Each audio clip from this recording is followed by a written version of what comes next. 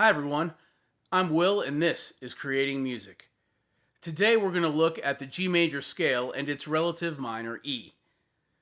Creating Music is a channel that's dedicated to using intervals, voicings, and different melodies to have fun, create songs, and also learn in the process. So please subscribe and click the bell so you'll always know when I have some new and creative music on my channel. As I said, today we're going to look at G major and E minor. So this song I've created is in G major, but a lot of the different parts I played, I was thinking E minor. And when we look at G major and E minor, they're really just the same chords, but just in a different order. And what that does is give a different vibe or feel, and also the person playing the instrument kind of thinks about how they're going to attack and play a specific line a little differently. Given the fact that the notes are in a different order, therefore you kind of have to move your patterns around and just think a little differently. So let's go ahead and take a look at my mix in GarageBand, and I can go over all the instruments with you and give you an idea of the difference between G major and E minor, and go from there. Okay, when we're looking at this this selection on GarageBand, it kind of helps you see the layout of everything in the mix that I did utilize. So I'd like to start here first with the piano. And remember, again, a lot of the chords and notes I'm using were in G major, but I'm really thinking E minor notes and note selections, but having, the G major be the note I end on, so it continues to have that G major be the present scale, but still, again, thinking relative minor. So let me go ahead and play the piano part here, and have you give a listen.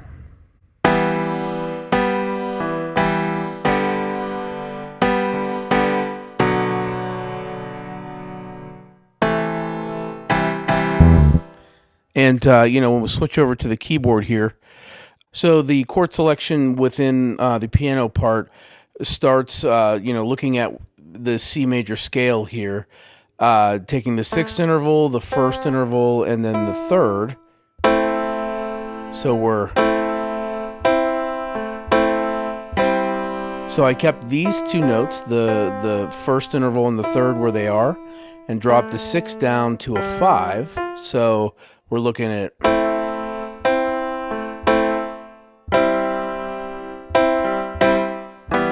And then go to the third, and then go up to the fourth chord in C major.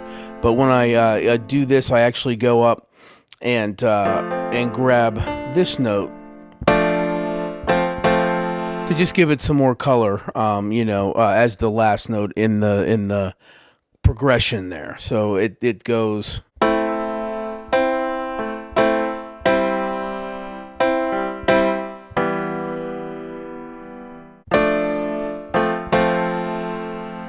And so that's the overall keyboard part there, or piano part, I should say.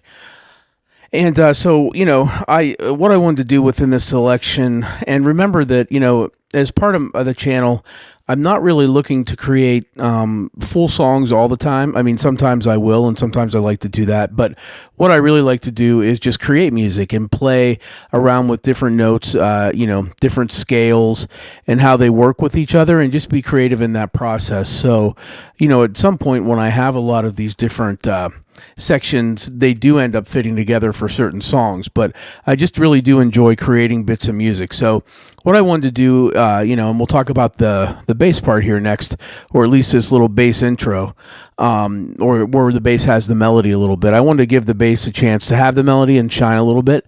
I'm a bass player, and I enjoy a good bass sound, and and a good bass melody. So what I did within this part, again, is concentrate on those E minor notes, knowing that I'm still in G major, but I want to kind of represent the relative minor, but also always coming back to that G major.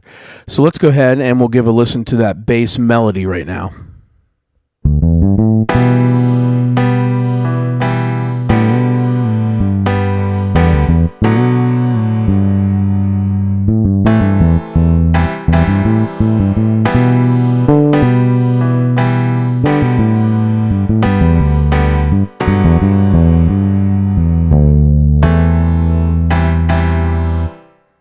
So again, that's a lot of the E minor notes, and some of those shared notes that we talk about. I think we're really looking at a D and an E, and then the G also there.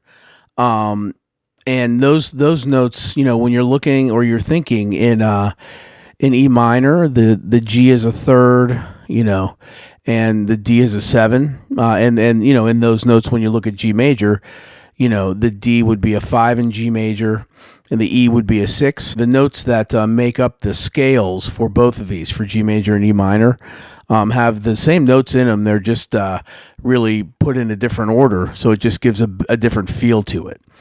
So let's take a look at the vocals now. I did these again with that major and relative minor mix. So let's check them out. I know this night, I know it well, and I will live the way. It all seems clear, breaking my fear, and I will run away. So, it's a pretty standard vocal melody, and, looking again at those notes, kind of mixing the E minor for the relative minor and the G major feel. Now, the next section I want to take a look at, and I always enjoy trying different kinds of instruments, and I really like the sound of horns in music, for sure. So what I did here, basically, using the keyboard in GarageBand, there is a bass or excuse me, a brass sound. So I used that to put some horns in, really just using like a 1-3-5 chord, kind of following the chord structure to just kind of bring some brightness to the middle of the track and break it up between the two different vocal runs. So let's go ahead and check out a little bit of the horns. Hey.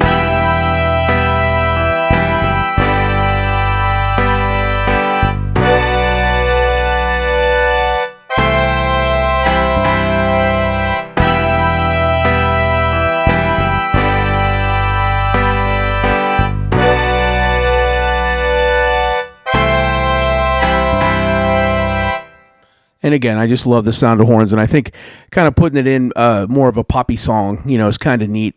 And then just, basically you're using the 1-3-5 like the trombone, trumpet, and whatever other instruments would be playing the brass, doing that to come up with a solid horn sound there that has some really, really good harmonic sounds to it. So, from here we can take a look and go back to the second, or come over to the second vocal part here, and it is just the same. As I said, I like to really look at intervals and how they sound against different chords and those kinds of things. So this is the same vocal melody right here that you heard just a minute ago, but we'll go ahead and check it out.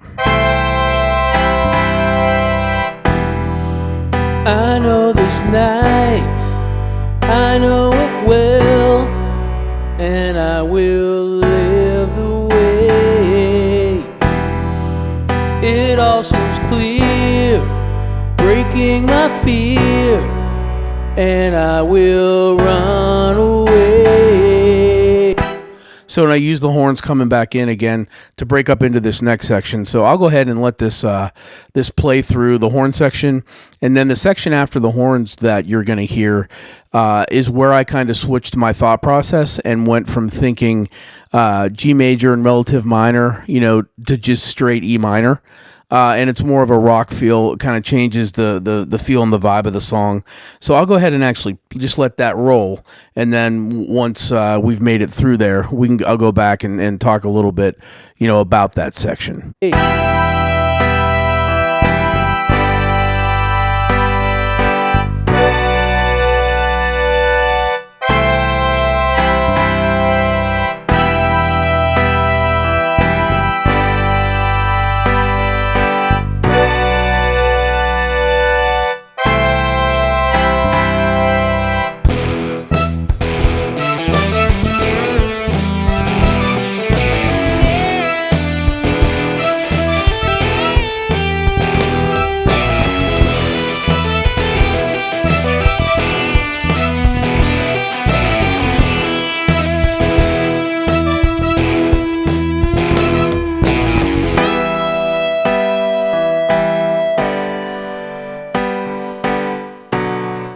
Okay, so that kind of loops back around to the beginning, of the tune there.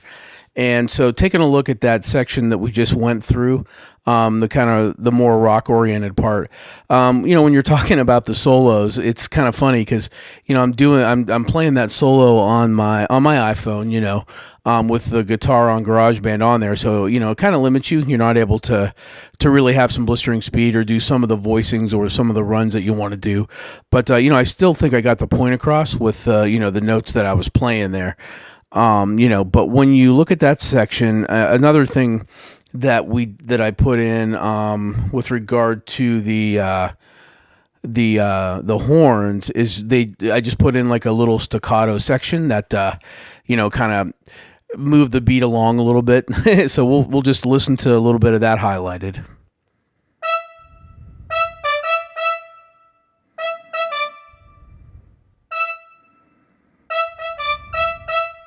And that's just using two notes right there, just going back and forth, kind of creating a mood within that part there. And then, when you look at the rest of the section, there's just the electric guitar solo in there, which is that one. And then on another track, I recorded the actual guitar melody.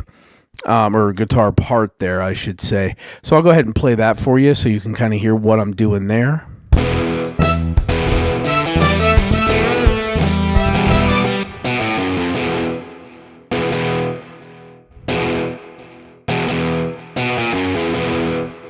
So, that's kind of pretty straightforward, I think. Just the E bar chord, like the 1-5-1 chord. And then that little walk down is B, G, and then F sharp. So going right down, walking right back down to the E. And then, of course, we put the drums in. And GarageBand really does have a lot of good different kinds of drummers that you can kind of match the song with and everything. So I'll go ahead and I'll let that section play one more time. And then we'll kind of go and wrap things up.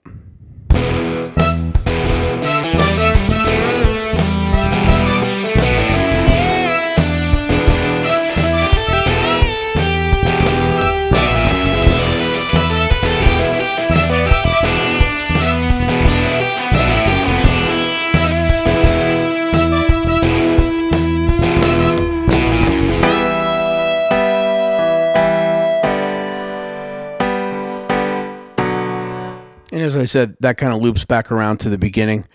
Just taking a look at some of the different things I did use that GarageBand does have to offer, which I think it's such a handy tool to have, having a phone or an iPad or something where you can really go ahead and really capture the song and, so you don't forget the certain lines or certain things you want to do. It's great. I just, can pull phone out with my headphones pretty much anywhere if I have an idea or something and just kind of collect it in there, have it for later on, But when I'm looking at the bass part here where I did the bass melody, they really do have some nice effects. As you can see on that, I have overdrive on that bass, the visual EQ, and a compressor, which just kind of drives it up a little bit because I wanted that to stand on top of the mix, because it's doing like a kind of a melody type piece. So, there's a lot of great things to explore, I would say on GarageBand. And I look forward to, bringing many, many more of my original ideas and things to you, on this platform. Okay, so that was a fun way to kind of look at the two scales and compare them and see that they're different but really the same. They're related. I hope you learned a little bit about G major and E minor and their relationship and how they work together. I also hope you learned a little bit about creating melodies, about chord voicings, and also just kind of being creative. Please hit the bell and subscribe just so you know the next time I have some new music up. All right, thank you.